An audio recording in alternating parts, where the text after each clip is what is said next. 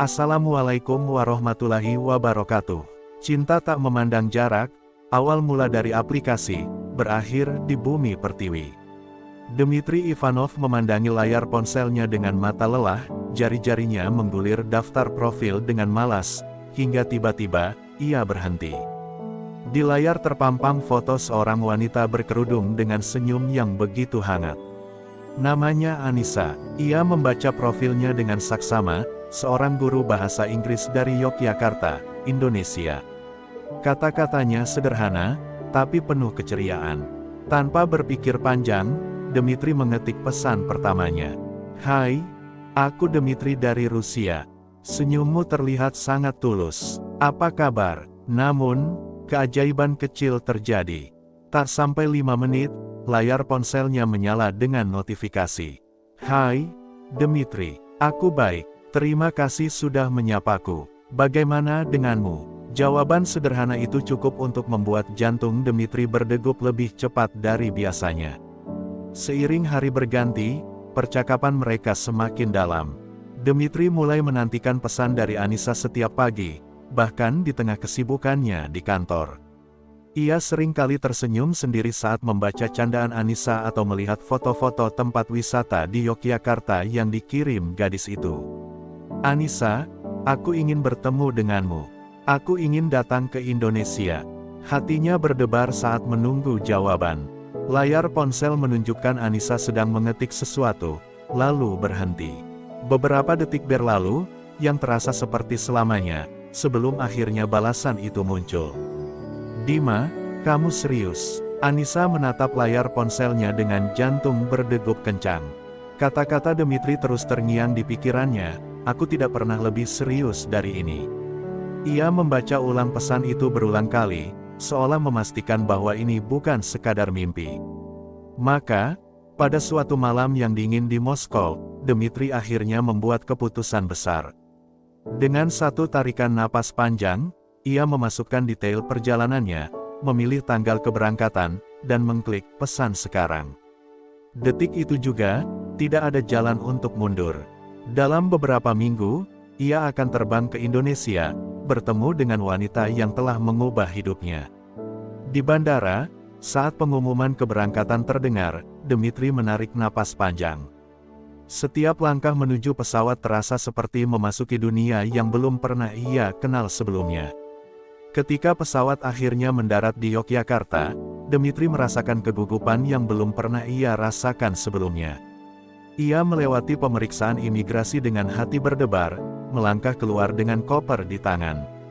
Saat matanya menyapu kerumunan orang yang menunggu di bandara, ia mencarinya, dan di antara wajah-wajah asing, di sana Anissa berdiri. Gadis itu tampak lebih indah dari yang pernah ia bayangkan, dengan senyum yang begitu hangat. Mata mereka bertemu, dan sesaat dunia terasa berhenti. Anissa melambaikan tangan, suaranya sedikit gemetar saat memanggil, Dima. Dmitri tersenyum lebar, hampir tidak percaya bahwa ini nyata.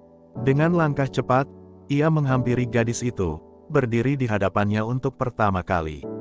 Sejenak, tidak ada kata-kata. Hanya dua insan yang akhirnya bertemu setelah ribuan kilometer dan ratusan malam penuh percakapan.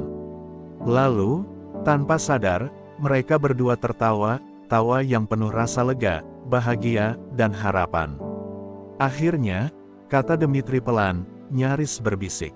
Dan di bawah langit Yogyakarta yang hangat, kisah mereka yang selama ini hanya ada di layar ponsel, akhirnya menjadi nyata. Dmitri duduk di kursi penumpang mobil Anissa, mengamati setiap sudut kota yang mereka lewati. Yogyakarta terasa begitu berbeda dari Moskow, udara hangat, jalanan ramai dengan motor yang berseliweran, dan aroma makanan khas yang menyeruak dari pinggir jalan. Hari pertama Dmitri di Yogyakarta dipenuhi dengan keajaiban kecil.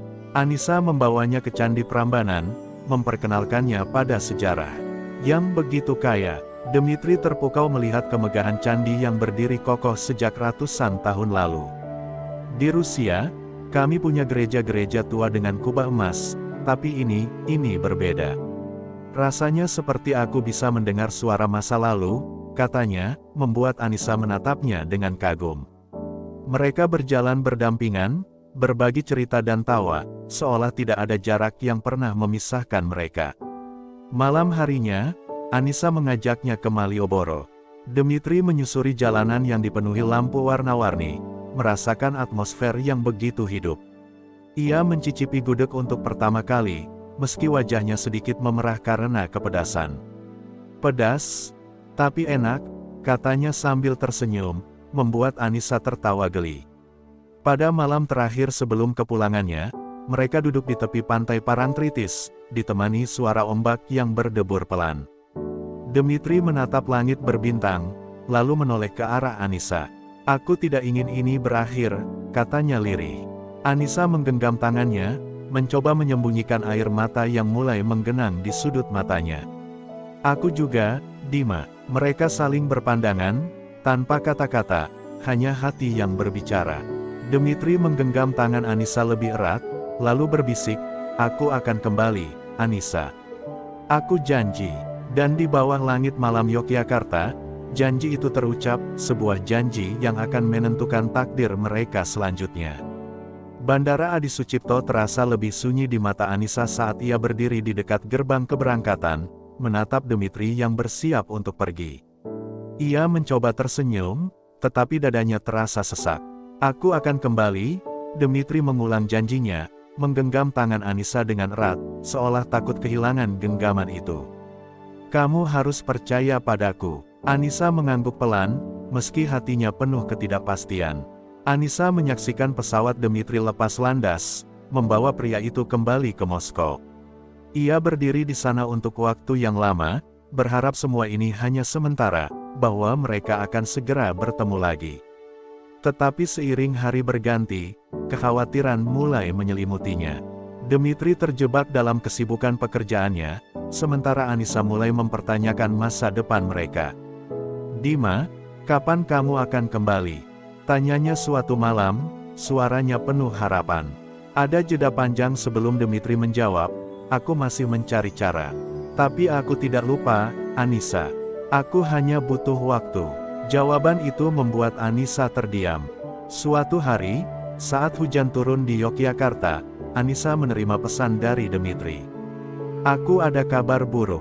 Dadanya langsung berdebar. "Ada masalah di pekerjaanku, dan mungkin aku harus menunda rencana untuk kembali ke Indonesia."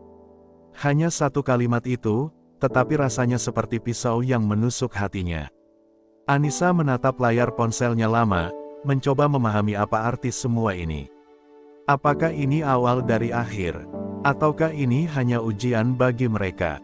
Air mata jatuh tanpa bisa ia tahan. Ia ingin mempercayai Dmitri, tetapi ketakutan semakin kuat. Bagaimana jika suatu hari, pesan dari Dmitri berhenti datang? Di sisi lain dunia, Dmitri menatap ponselnya dengan perasaan bersalah. Ia tidak pernah berniat untuk mengingkari janjinya, tetapi kenyataan hidup lebih kejam dari yang ia bayangkan. Namun, satu hal yang ia tahu pasti, ia mencintai Anissa. Ia tidak ingin menyerah, tidak ingin hubungan mereka berakhir hanya karena jarak dan waktu. Dengan tekad yang baru, ia menatap kalender di mejanya dan berbisik pada dirinya sendiri, "Aku akan menemukan jalan untuk kembali padanya. Apapun yang terjadi." Tapi, apakah cinta mereka cukup kuat untuk melawan kenyataan? Ataukah mereka hanya akan menjadi dua orang yang pernah saling mencintai, tetapi akhirnya terpisah oleh waktu? Pertama-tama, saya ingin mengucapkan terima kasih yang sebesar-besarnya kepada kalian semua, para penonton setia channel ini. Tanpa dukungan, like, komentar, dan subscribe dari kalian, channel ini tidak akan bisa berkembang seperti sekarang. Setiap tayangan, setiap apresiasi dari kalian adalah motivasi terbesar bagi saya untuk terus berkarya dan menghadirkan konten yang bermanfaat.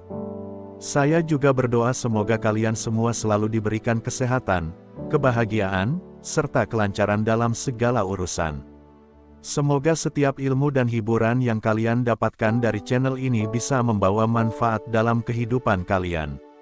Dan bagi yang sedang berjuang dalam hidup, saya doakan semoga diberikan kekuatan dan kesabaran hingga mencapai impian yang kalian inginkan.